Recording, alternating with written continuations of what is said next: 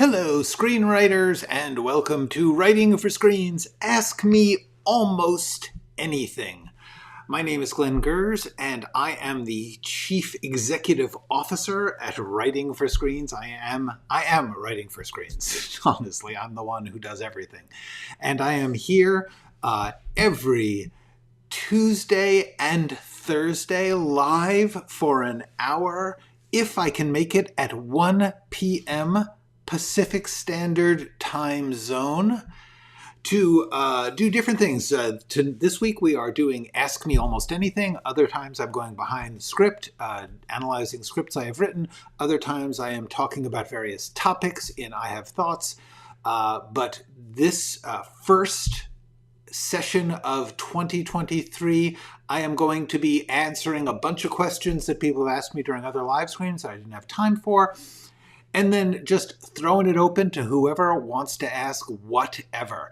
But if you are new to this channel and you don't know the main stuff, the thing I really urge you to check out here on my channel page is the first 3 playlists. This is about 30 different videos right now, each one only about 10 minutes long. They are what I call the lessons. I take a topic like genre or flashbacks. I try to boil it down to the most practical, useful insights and things to try that I have gained in a 25-year career writing for TV and movies. On my way out, I am doing this channel to try and give you some kind of useful tips that I didn't have, that I had to figure out for myself as I was learning back in the day.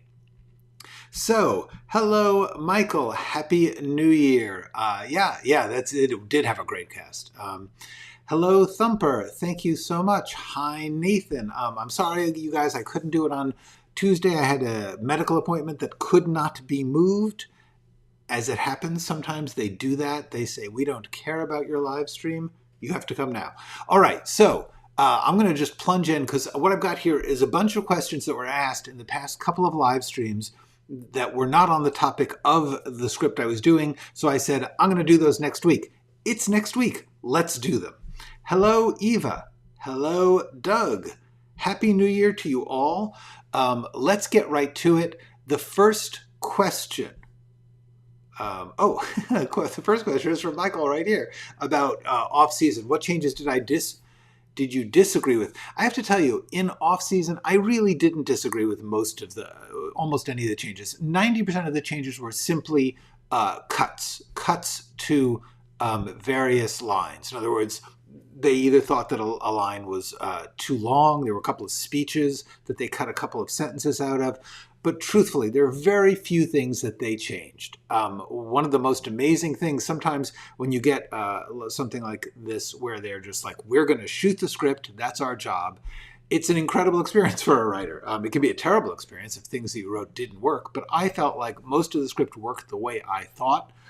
The main changes I didn't agree with were kind of in production, actually. One of the things I did was I really tried to keep it in the hotel. And in doing such, I tried to make a logic for where things were happening. And it sort of bothered me that they thought, we have to open this up. We can't just stay in the hotel. I feel, as you can see from something like 12 Angry Men, even a single room can become rich and different sections have different visual aspects just by use of the way that the story is being told with the characters, the camera, and the place. So I don't think you have to open things up necessarily. Anyway, so that's minor disagreement. Nope, the rain has just recently ended, as you can actually see out my window, French window door thing there. Happy 2023 to you, Donna. Hello, Wolf Powers. Hi, everybody. It's so great to see you. So let's get into the questions, because then I'm sure you'll have more questions. The first question is, how do you add humor to scripts? This is from Andre, the full question was, it would be great to see you do a video on comedy and writing funny, or how to inject humor and comic relief. It's something I struggle with, but even in a dark drama, it'd be nice to be able to throw something out there to lighten the mood. That's a very good question. It's a very tough question, hard to answer, but I'm going to take a stab at it. Hi, Marcus. Yes, I did too. That was nice. They had that great staircase this in the movie in off season, and there was some good staging where the kids were sitting on the steps. That was nice. All right, let's talk humor. Let's talk being funny, because several people have said, like, I don't know how to be funny. I'm not funny. I struggle with this. Hello, Ruel. Very, very glad you are here. Happy New Year to you. Happy to have you here. So the question about being funny. All right.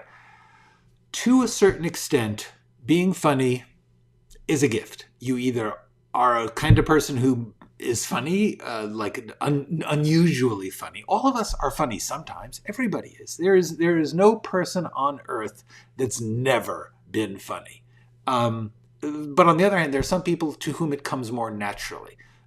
For some reason, that part of the brain organization clicks in more easily. They see the structure of a funny way to put things. Because this is very important. There's nothing inherently funny. Different things are different funny. The same thing can be funny or tragic.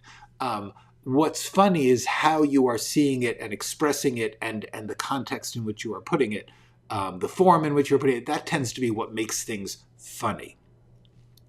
Sometimes it's seeing combinations or twists on things. But the main thing about funny is, if you really, really never think of anything that makes anyone laugh, don't worry about it that much. It's not crucial to be funny. It really is not that big a deal. You don't have to do it. First of all, don't write comedies. Then, if you are not funny, if you feel that you are just, like, you have evidence, actually, because feelings are tricky. If you have evidence that you are not funny, if you constantly are trying to be funny and no one is laughing, maybe comedies are not your thing, and that's okay. However, oh, hi, Hyper Abs. I am so glad to hear that. These are all experiments. These new forms of live streams are experiments for me. I'm not sure what is helpful, because truthfully, I want to be entertaining because I want to keep you here to get information. But the point of all of this is for you to have things that are helpful, useful, practical for you in your writing. So that's the key for me. If I hear that something is helping someone, I give myself a little gold star. Okay, so we're talking about humor and how to make things funny. The first thing I would say is, even if you are not particularly a laugh riot, you still are going to think of things that are funny. You are, just by your nature. You may just be being very hard on yourself. You may be very insecure or have low self-esteem about the humor thing. The main thing that does not work in humor is that. It is very hard to be humorous if you are criticizing yourself. One of the things that you have to learn in order to be funny is just, you got to take chances. You just got to say, I'm going to do the best I can. I would say, be fearless and don't try too hard. I think one of the things that is least funny is someone visibly trying to be funny. If you feel something is funny, throw it out there as best you can and let it go. Don't worry about it being funny. Just say, I think it's funny. I'm going to try it out and see. Humor is very much a matter of trying things out. And you see if somebody laughs. Sometimes they don't laugh and it's just bad luck, But if you want to try, and especially in a script, it's easy. You try something you think is funny. If anyone says, hey, that's funny, great, keep it in. If everyone says, that's uncomfortably not funny, cool, take it out. It's not a big deal. Remember, scripts are very flexible. You're allowed to change things. So the main thing is don't be afraid to try and be funny. Just, if something makes you laugh, that's how we do it in the comedy business. Something I think is funny, like I just did that thing and it made me think that would be a funny thing to say. And I said it. There you go. That's being funny. So the thing about it is, if you are the sort of person who, when you see things, you think, oh, that's funny, try putting it in the script. That's really all you can do. What's the worst that can happen? somebody doesn't laugh. That's when trying too hard is a problem. If you are like building to this big joke, it's like somebody saying, hey, this is funny. First of all, when you have something to say that's funny, don't introduce it by saying this is funny. The main thing is you think it's funny and then you experience, just get some experience, try it out. The only way that people learn certain crafts, one of which is comedy, is by trying it. Reading the room, learning the audience, feeling the feeling of doing something fearlessly and not trying too hard. That is the main method by which people are funny. Hello, Kay. I'm watching Sopranos back-to-back seasons. All sorts of humor. Yes, that's an interesting kind of funny. There's a certain kind of funny in which things are painful and yet funny. And that brings me to my next point about humor, which is humor comes from character. Humor comes from a person being funny in a situation, and usually from an emotion. Sometimes it's an inappropriate emotion, or sometimes it's an inappropriate response to an emotion, but almost always there is a more opportunity to be funny when things are highly emotional. Feelings of fear or outrage or confusion tend to bring up things where people express themselves in a funny way. So look for the moments of emotion, or what the emotion would be in any line, and say, is that a time for your character to be funny? And that's the other important thing. It's the character who is being funny. They may not know they're being funny, but they are speaking out of their need, their character. Once again, you get back into character. So that is a crucial thing to being funny. Hello, Ad Hoc Art. Good day to you. And Rule, I have a question about what are your thoughts about artificial intelligence and how change how? Well, interestingly enough, I did a whole video about that, which I will put a link to at the end of this video in about 45 minutes. Give me a few minutes after the video, and you will see in the description a link will show up to my full session on this topic of artificial intelligence. There is one thing I want to add, though, while we're on the topic, that I did not manage to get into that I Have Thoughts live stream about optimizing and AI. And that is, in many ways, the biggest threat to writers from AI right now is not that writers are going to write stuff and it will take away your jobs, or that you should be writing stuff and feeding it into an AI and making them write it for you. The biggest worry I would have if I were you is they are going to use AI to judge writing. In other words, the companies are going to get software built that says, we believe we have a formula, an algorithm, which tells you whether the script is good or not. So they won't read the scripts. They'll have the AI read the scripts. That is terrifying, and it is going to happen. I guarantee you. I happen to know that there are companies working on that now. It's a terrible idea. You can't do that. The creativity just will die. So that's my extra note on AI and optimizing writing, technology and writing, is the big fear right now is not that AI will write instead of you or better than you. The danger is that AI will be judging you. I guarantee you they are already working on that. And it's terrible. That would be a terrible idea for so many reasons. The other thing, somebody mentioned that they had, in a comment on that video, that they had people pushing them to use AI to heighten their writing. Why would you do that? Why? This is the thing that my whole video is like, why, if you were a writer and you could, why would you want something or someone else to write your stuff for you? That's bad. that's like there's no purpose to outsourcing creativity to another person or machine. That completely defeats the concept of creativity. It's like saying, oh, if you wanted to have a milkshake and a machine could make a milkshake for you and you didn't care if you made it yourself, great, have it make a milkshake. But if you say, I want to write a poem, I'm going to feed it into an AI and it's going to write better than me, I don't get it. Okay.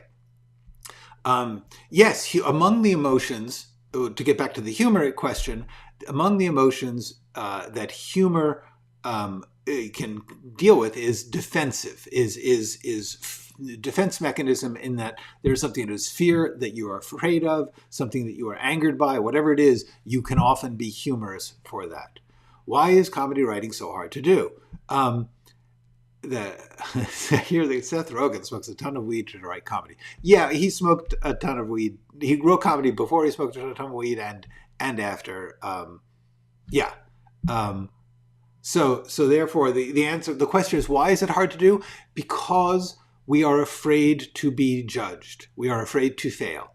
And when you tell a joke or write something that you want to be funny, it's more evident that you are failing if you do not get a laugh. If you write something that's dramatic and people are quiet, you might have done okay. You never know. Comedy is hard because it's hard to become fearless. That's why what I said about writing comedy is be fearless and don't try to write. Now, neither of those is easy. You have to practice those. You have to get experience. But that's the main thing about comedy is you truly have to you have to say, I'm going to try this. I'm going to do this and see how it goes. That's the main thing. Have you ever written dramatic comedy? Absolutely. Off Season, the script I just analyzed last week, that was one of those. Hey, Morbo. Okay. It's great getting a lot of laughs, but I love the jokes that only a few get and anyone else is confused. Yeah, that's actually a cool thing. I got to say, that's kind of fun. It's different people have different values in comedy. Some want the big laughs, some want but it is kind of fun when you tell a joke and like you get this small. Okay. Legitimate concern. Yes, the judging. Yes, absolutely. Writing is human and has to be. Yes, I agree. Okay. I guess if you use AI for ideas, but even that, I don't understand why. Okay.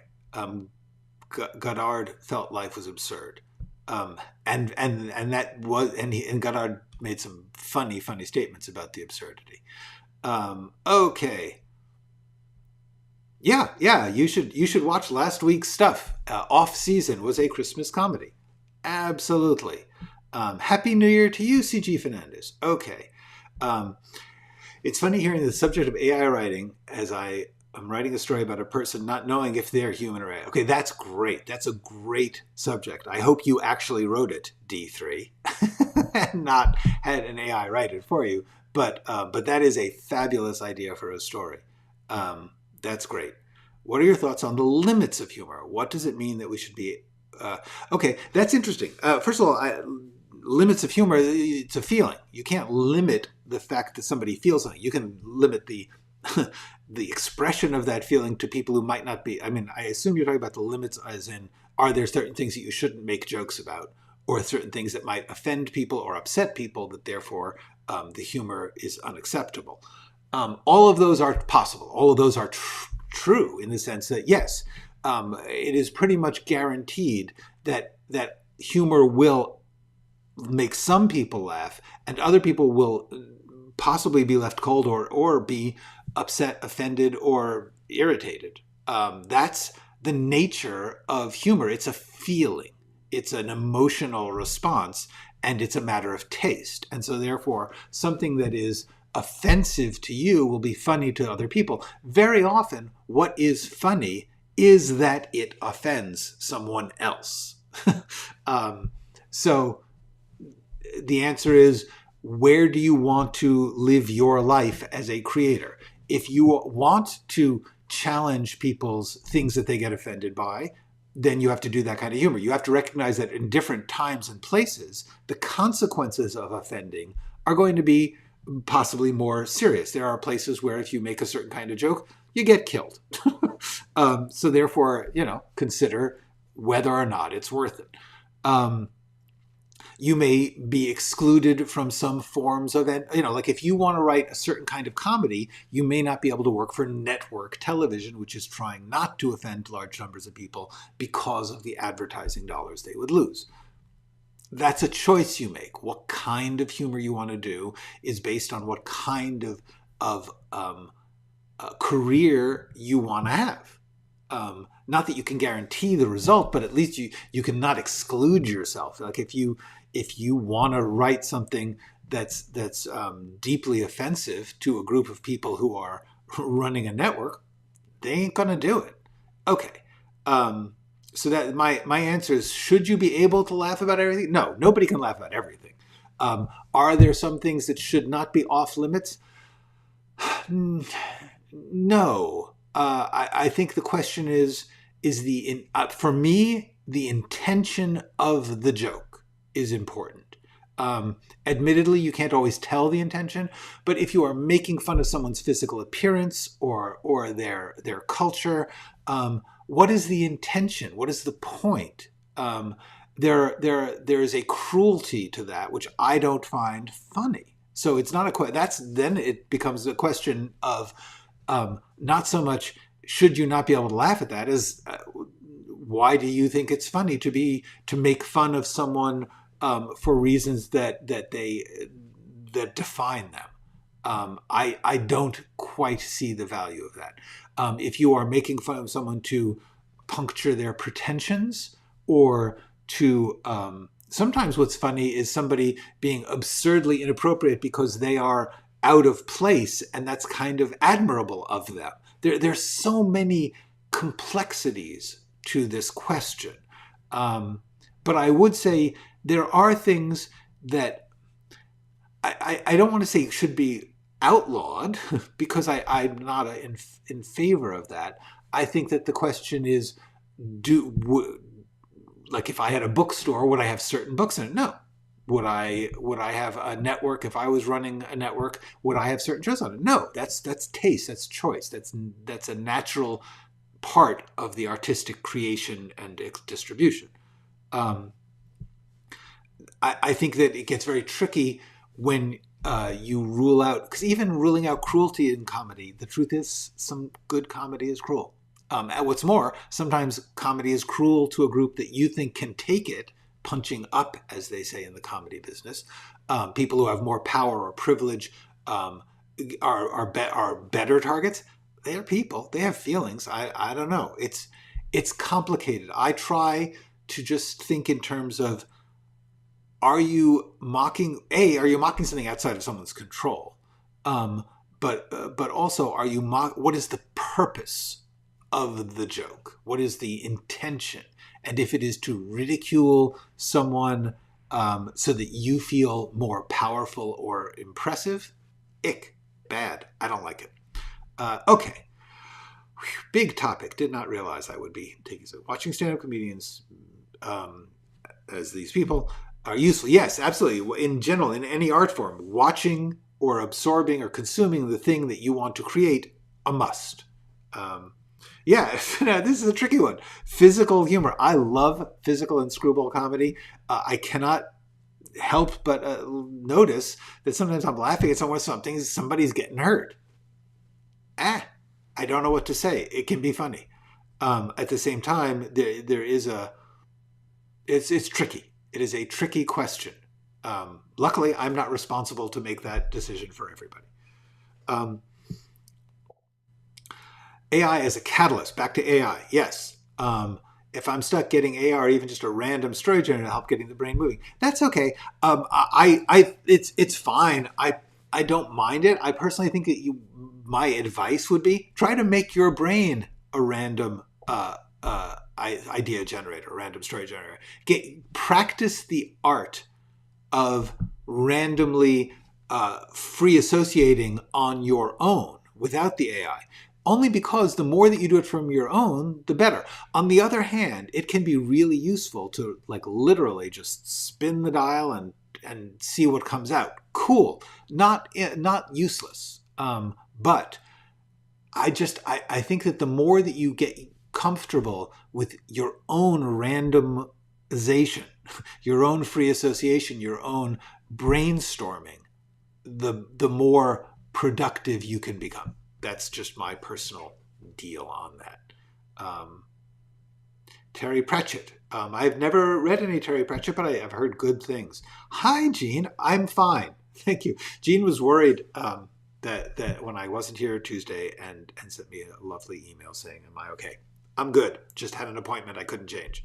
That came up before I could warn you on Thursday. Yes. Yeah. As deep as I can go in a short time, because I still have 5 other items to get through, plus whatever you're going to ask. Monty and the Holy Grail. Yeah. They laughed. Okay. Wow, Wolf. Monty Python and the Holy Grail is dynamite. And I am so glad. I bet you laughed sometimes. I'm going to just bet somewhere in your life you laughed. But if not, Holy Grail times, like in more ways than one, right? That's absolutely good. For me, humor is difficult and underrated. Comedy, well, yes, that is true. Also, comedy is not taken. I think partly comedy is not taken seriously. People don't take it seriously because it's funny and they don't recognize that that's serious. But also, comedy tends to get a narrower slice of the audience. No matter what you do, comedy is a more personal and cultural specific thing. It's less, quote, universal. Okay. Annie Hall was nervous humor. It was also reflective humor and a lot of other very inventive. Woody Allen seems to be a disaster as a human being, but a groundbreaker in creating intelligent and thoughtful comedy that used non-comedy territory comedically, and that's freaking amazing. Ghostbusters is one of the best comedies. Yes, Ghostbusters is a good one. Played like a serious movie with the actors deliver it. Yes, very often. And that's deadpan is a part of humor. Yes, yeah. The randomizing is hard. And often when you can't randomize in your brain, it's because you're just stuck in a groove. You're stuck on something and it's hard to shake that loose. Getting comfortable with noticing that and figuring out how to shake it loose. And literally, sometimes the way to shake things loose and randomize for yourself is take a walk, take a shower, cook a meal, whatever, watch a movie. Anyway, okay. Probably not would I ever write another Christmas comedy. Probably not, because I already did one and I don't happen to have any ideas for a new one. Let's move on to the next question, which was about archetypes. It was more specifically to make believable, deep, and multidimensional characters. Michael asked this last week. Did you use psychological frameworks, Jungian archetypes, for example, hero's journey? I talked a lot about this last week, but I want to, I'll get to that comment in a second. I want to talk about this because it's a great question. It's a big topic, and I just want to make sure I beat it to death. Frenzy, I agree. Frenzy is both freaking dark and often funny. Hitchcock actually was very good at that. Okay, so the question about characters. Let's talk characters. Michael's question, which I talked about right then, but character is, people talk about how do you make a deep character? How do you make a believable character? That was what I loved about this question because it was specific. How do you make deep, believable, multidimensional characters? That's the winning question. The main thing is there is no formula for that. The key to making a deep multidimensional character is not to use a formula. You can't use any specific formula or framework. You have to constantly approach each character with your brain and your heart and your process, and each one you have to build like a person. When you say deep, believable, multidimensional, you're talking human. And humans are not frameworks. They are not formula. They are complicated. So the way I think about this is lately in video games, or in video games, which are a lately thing, they'll often say customize your character. Like they'll say, here's your character. You can make them taller or shorter. You can make their hands different colors, or you can give them a big nose or, horns, whatever it is. That's not creating a character. That is exactly the wrong thing. And that includes if you were to do that psychologically. For instance, in customizing your character, you could say, I'm going to increase their speed or their courage, and I'm going to decrease their problem-solving ability. In other words, it's internal stuff too. But the answer is, if there is an attribute, if there is a quality to your character that you are simply applying as a binary yes or no, they are smart or they are not smart, they are tall or they are not tall, you are not creating a deep character. You're not creating a human, you're creating an action figure. You're creating a form which we will apply because we do that. We will try and give them characteristics. As an audience, we will try and fill in the blanks for them. But the truth is, life is complicated, and no one is what they seem. No one is simple. So that you may be a gigantic, bruising, frightening physical person and yet have a very frightened, sensitive soul. And that's not terribly complex, but it's true. The whole point of life is that there is always more than one thing going on at a time. That's the key to characters. That's the key to art, as far as I'm concerned. There's always more than one thing going on at a time. Just keep that in your mind when you are creating a character. So therefore, yes, they are a staunch conservative Republican. They also love hot sauce, and they also tend to drink too much and then feel regret.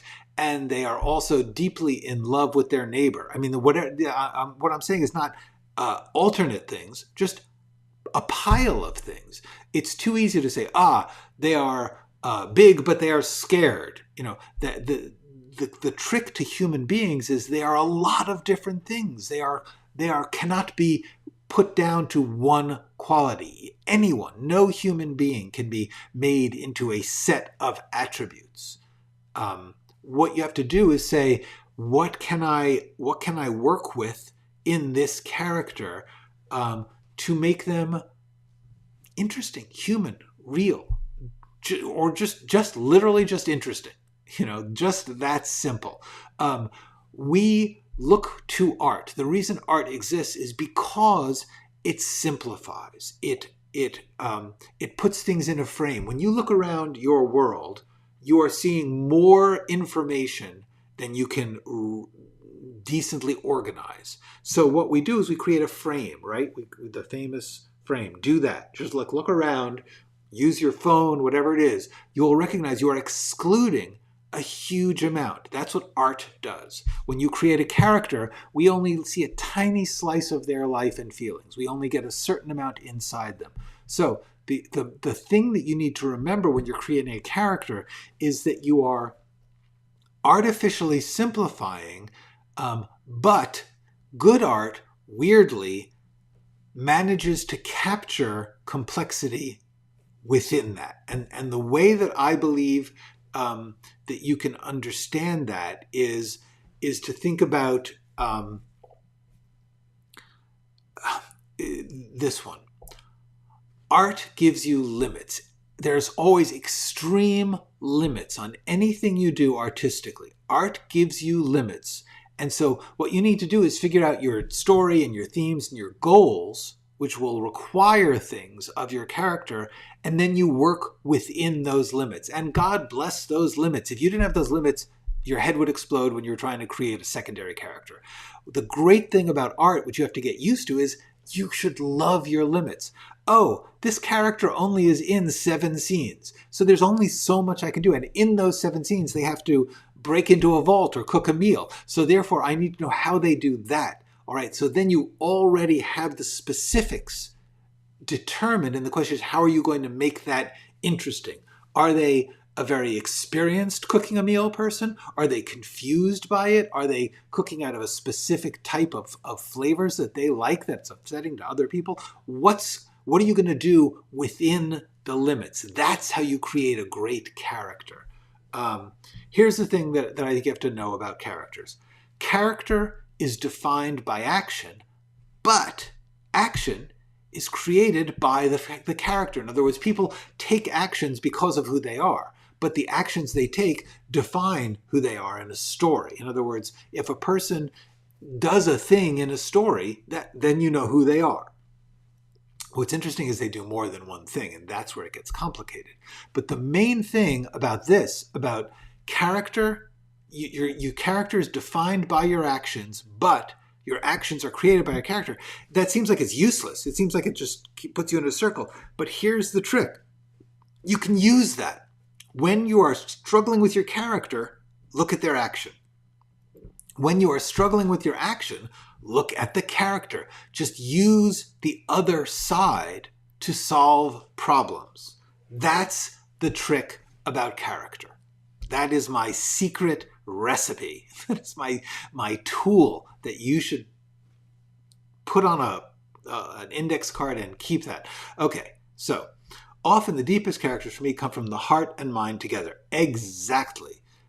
Shy in the spotlight, but happy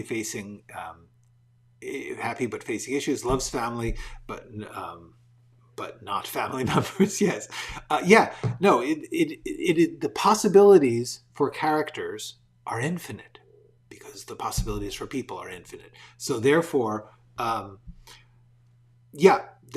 are many ways to go about this. I was trying to get to what I think is the way that you avoid making archetypes, because archetypes are not enough. Using archetypes, sure, as a beginning, why not? Someone I know writes an interview with their character. Yeah, absolutely. I mean, it depends on how your brain works. What that person is doing, the interview with the character, they're basically improvising. They are doing an improv in their mind where they are basically jumping from one persona to the other and impersonating them. And by asking questions, they are provoking responses. It's great. Anything you can do. Some people, you want to write a biography of the character, whatever. The troublemaker in class was funny because he wasn't afraid to speak the truth. That's often true. Sometimes the troublemaker in class is funny because they're just distracting. Yes, art and creativity do need limits. I agree. Limits are friends. Yep. Okay. Writing is fitting infinity into pages, infinite. Well, into finite pages. Yes. Yeah, absolutely. Character versus action. Absolutely. Yeah. Thank you. That's cute. Gotcha. Thank you, Thumper. I got it. Okay, so that's my main take on. I am working on a larger video about character, but I just wanted to get that basic concept that the thing you want to do with character is always, and you take from everywhere. Take from other movies, take from people you know, take from things you wish were true, take from the news, whatever. That's where your characters come from. Let's change subject. How do you organize the writing process? Okay, this is actually a more complicated question, which is this. Hiro, I hope I'm pronouncing that right. Hiro wrote, if I have a draft of my story, what is the best way to organize the rest of the story? Scene blocking or writing as you go? So the answer to this is complicated. Okay. Just quickly, comments, yes. Yeah, fair enough. Hunter, yes, it certainly could. Why not? If you think that would work, you should write it. That is the key to stuff, is if you think there's a good idea, it's a good idea. All right, let's talk about this. If I have a draft of the story, the basic question is I think by draft you mean idea, because this is the tricky thing about this would be if you had a draft of your story, that means you've written out the entire story. You've written a version. A draft is a version. And that means you've written the whole story. So the question is, how do you write the rest of the story? Well, in theory, it's written. Then you're just rewriting. I think what you meant is that you have an idea for a story or an outline for a story or a part of the story. I'm not sure. But it does bring up the basic question of should you write in one particular method or another? And the answer is no. There is no best way to write anything. What's best for you and especially what's best for you with this project. Different projects will need different processes. Everybody, even if you have an exact way you always write, you will come up with things where you'll say, this time I have to write it without an outline, or this time I have to write it with an outline. Whatever it is that you don't do, you will find certain things. Sometimes you'll have to do the research first. Sometimes you'll have to do the research after you have the outline. It will never be set in stone, which is a good thing. Nothing should be set in stone if you're an artist. The idea is that you should have as many tools as possible. So if the writing, if it's working for you to just write as you go and figure out the outline later, do that. The idea of having an outline is to help you to do the writing. If you don't need that, don't do it. I find I usually need it. So what I would say is the key to all of this is use whatever you have. If you have a draft, and then use that. Whatever you don't have, keep asking questions until you do. This is just a general rule for how to approach every part of creative work. Use what you have, and what you don't have, ask questions until you figure out what that is. That's the key. If you know what's going to happen in the next scene, use that, start writing it. If you don't, ask questions, figure it out, and then you write it. There is no best or right way to do this. Okay, so hi hypo XXXX XXX hypo scene headings. What about them? I like them. I think that these are crucial. But that's not a process. That's a format. So cool. That is among the definitely good. Yes. The thought from thought to story is tough for many. Yes, you have an idea, you have a feeling. How do you make it into a story? Some have to outline. People like me often write as they go. Yeah, whatever works for you. It's. I know people who cannot write without an outline. I personally mostly cannot write without an outline because there's just too many things flooding into my head and too many directions that aren't following. They're not connecting. So I need to make those connections and give that form in an outline. That's me. On the other hand, I don't over outline, but some people can't do that. They can only write and figure out what they're saying as they do the words. It's not a right or wrong thing. The thing you want to do is, if you find that the thing you naturally like to do isn't working, you have to figure out some plan for that. That's all I am offering is, if the thing you are usually doing is not working, try outlining. Try not outlining. Whatever it is that you're stuck on, don't just say, this is the only way I can do it. That's my main thought. A bunch of ideas or concepts that a couple of lines. I procrastinate because I never know what to do with it. Well, I have a suggestion for that, which is follow a form. If you like I said, this is actually it. Whatever you have, use that. If you have a couple of sentences, use that and then start asking questions. You have a character, you have an event, whatever it is. I do think you should definitely check out these two videos. Use what you have. Hold on. And process of questions. These two videos will address this issue of what do you do when you don't know how to figure it out. Use what you have. Process of questions. 2 videos that I made that are on these playlists. You'll find them in there, and they give you superb answers. If I do say so myself, superb, useful answers. Okay, so a couple more questions I want to try and get to. First, Kirby asked, what is the process for working on writing assignments? Basically, I was talking about the fact that a lot of the work I had done was in Hollywood what they call assignment writing, which is that somebody has a a script that needs a rewrite, or they have a book that needs to be adapted, or they have an idea that they've come up with, but they need someone to flesh it out, like an article that's provoked an idea. And they come to you, and what they do is they talk to a lot of writers. They read writing, and they say, oh, this person writes well, but I don't want to do this script, but I think that they're a good writer. So maybe they can solve what am I going to do with this article? And so they'll show you an article and they'll say, what do you think about this? And then you come up with what they call a take. Okay, that's the thing that happens with assignments. First of all, you won't be the only one they show it to. They will show it to a bunch of people, and each one of those people will come up with what they would do with the story. And then the company says, I like this one. We're going to hire that person. Okay, so Kirby is asking, if you get hired for an assignment, how does that go? They say, we like you, we want you to write the script, and then what?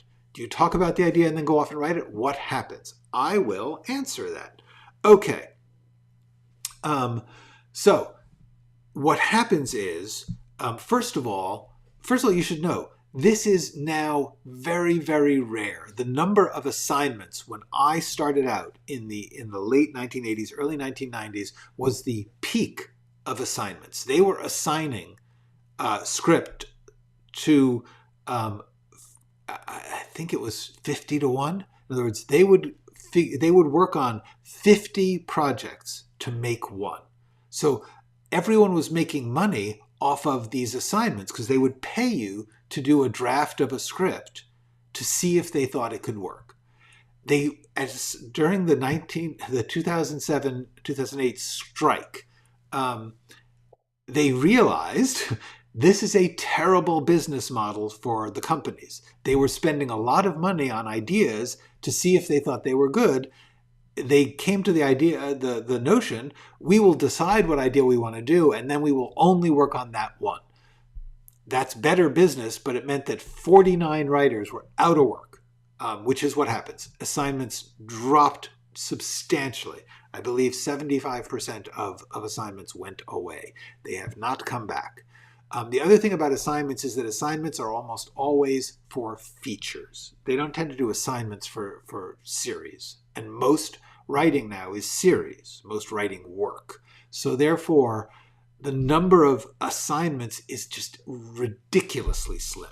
Okay, but what happens is, in order to get that assignment, you had to go through a series of meetings. When you talked to them about the idea, then you went off and you developed your pitch of the story. Sometimes you would write it down in a 2 or 3 page memo.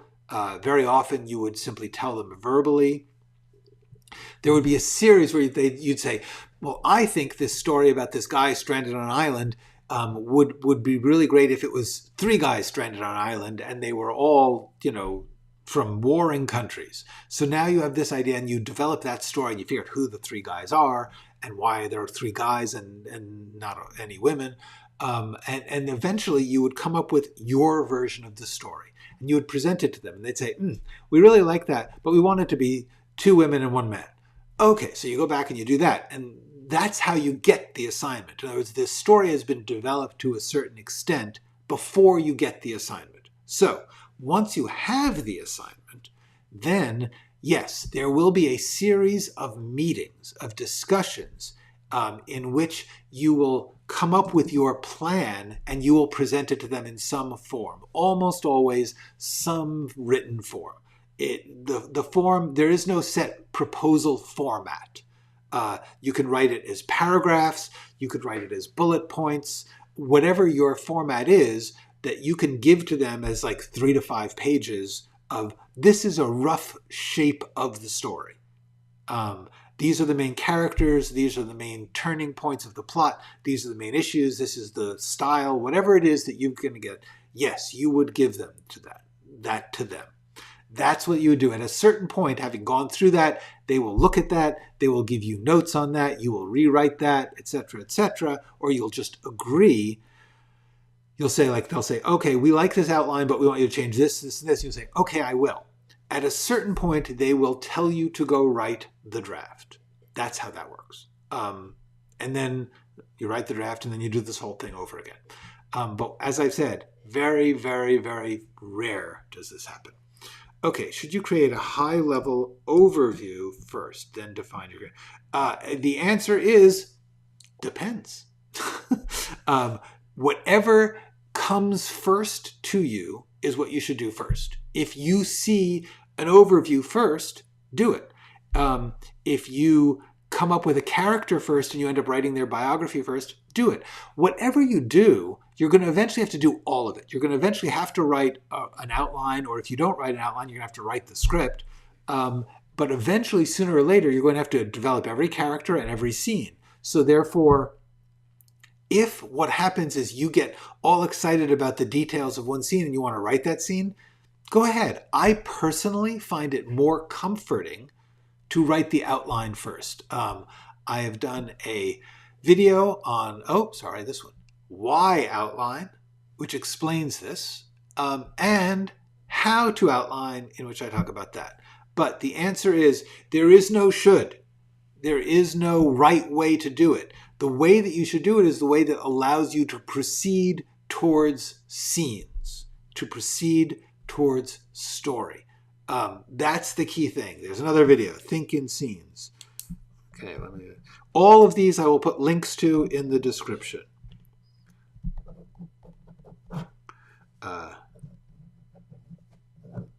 Okay, so yeah, my answer to that would be there is no you should.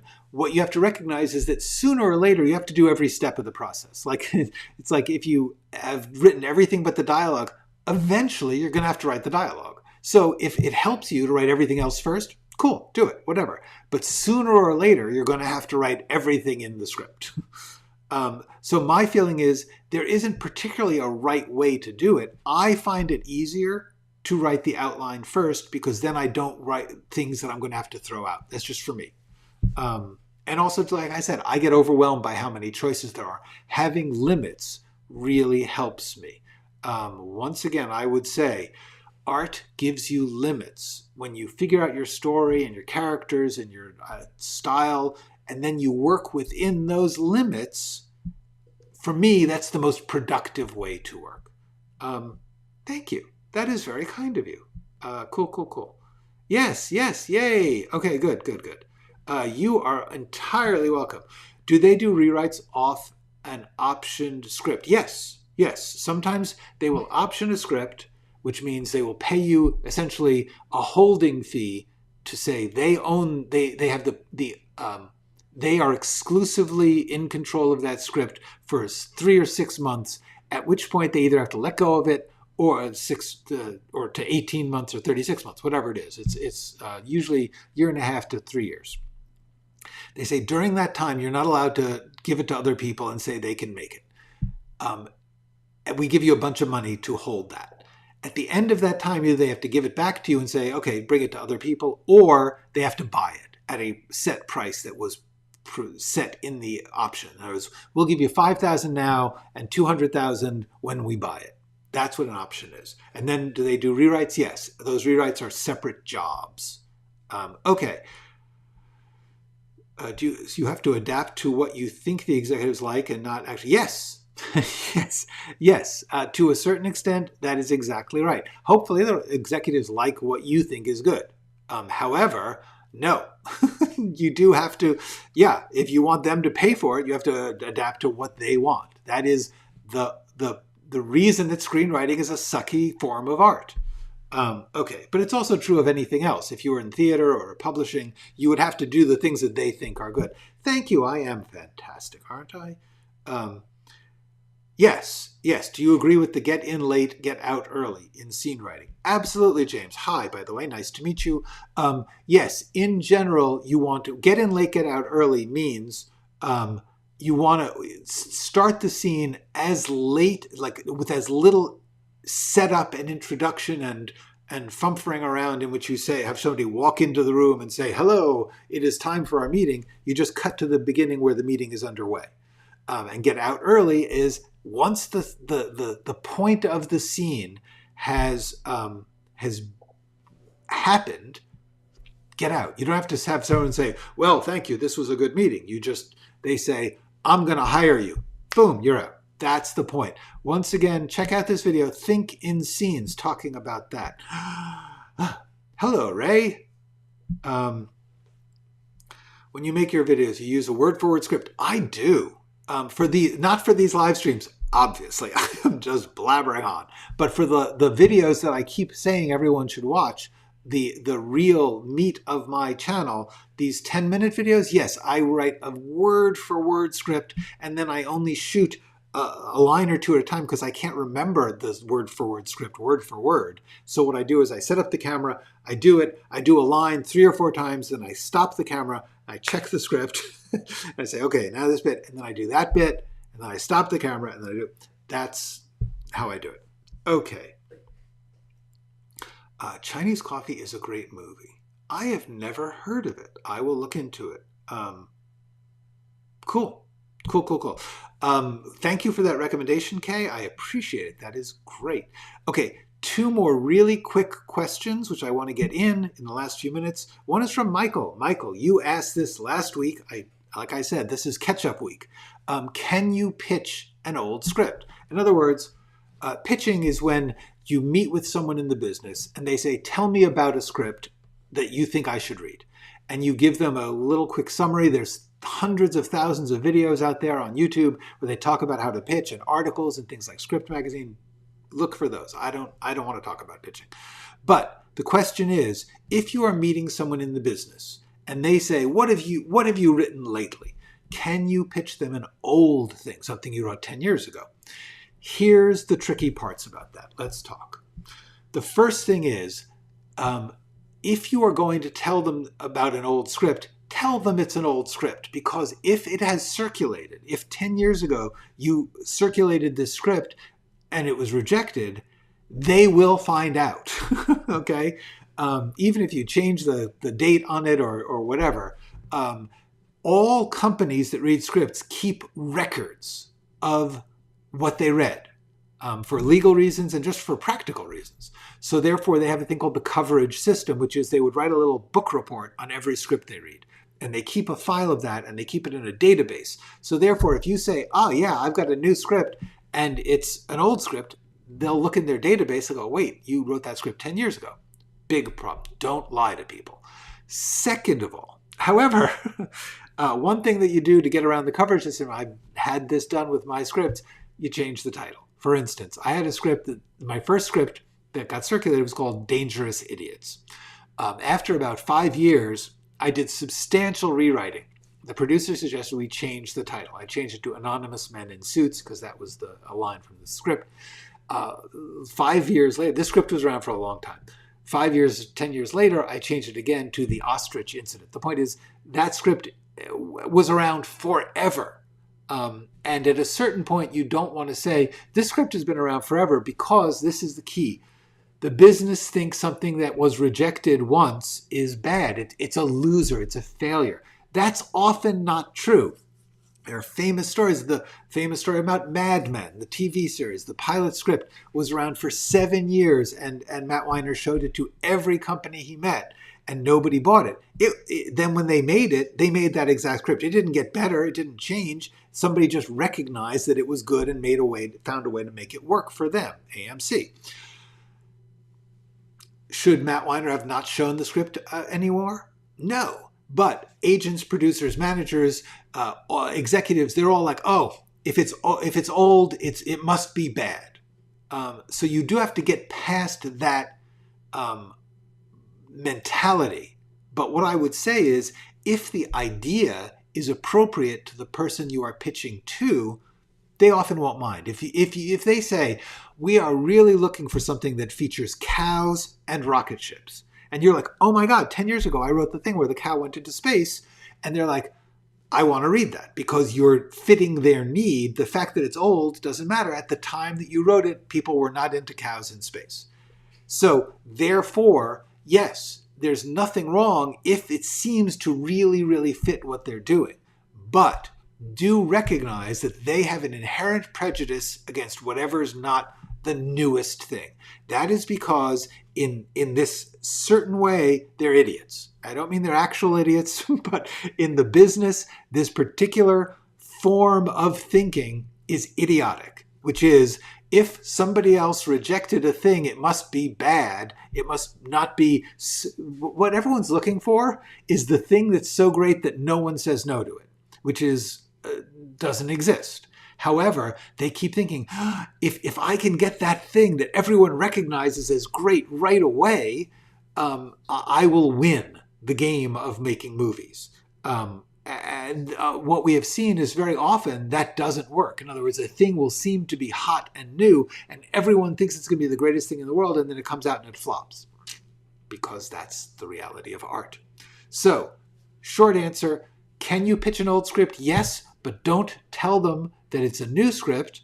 Sometimes just don't bring it up at all, but certainly if they like it, say, hey, this has been shown around, and recognize that they are going to be conscious of its lack of new shininess, but if it's really appropriate to their needs, they'll generally get over that.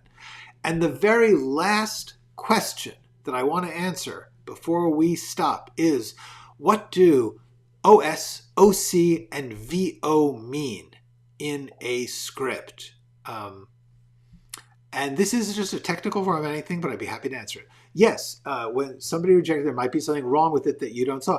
But the problem with that is it's a matter of opinion. It's a matter of taste and feeling. There is no good or bad. There is no such thing as good art or bad art. There's art you like and art you don't like. There's art that sells more tickets and art that sells less tickets, but that is not because it's good or bad. It's because it happens to be marketed right and happens to appear to be like another thing that was successful, or it appears to be radically different. There's so many reasons that things sell or do not sell.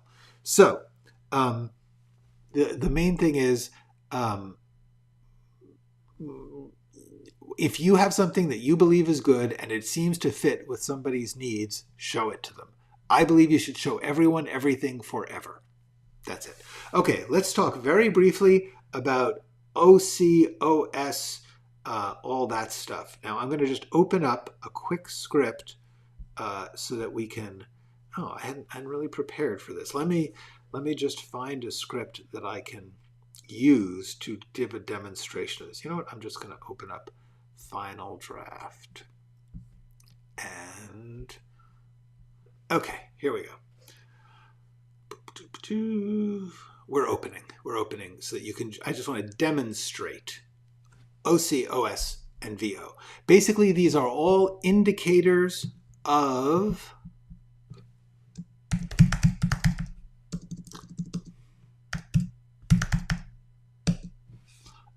indicators that a voice is being, or a thing is being heard, but the origin of the sound is not in the picture.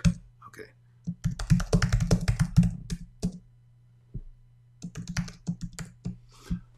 Okay, so let me just show you what's going on. Okay, so this script.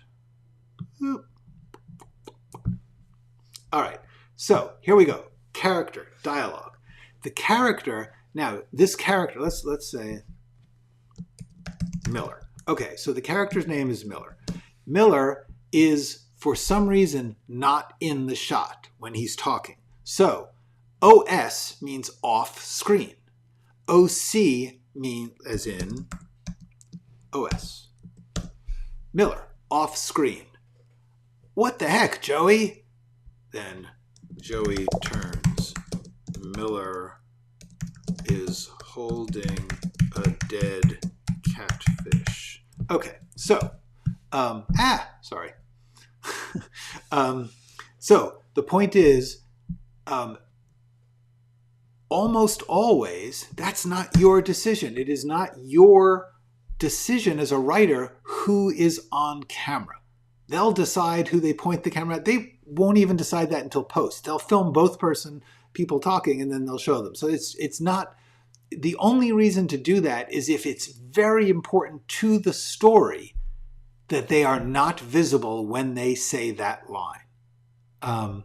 That is the only time that you should use OS or OC. OC means the same thing, off camera, just a different way of saying off screen. It's just because people in the movie business are absolutely refuse to do things the same way other people do. VO is different.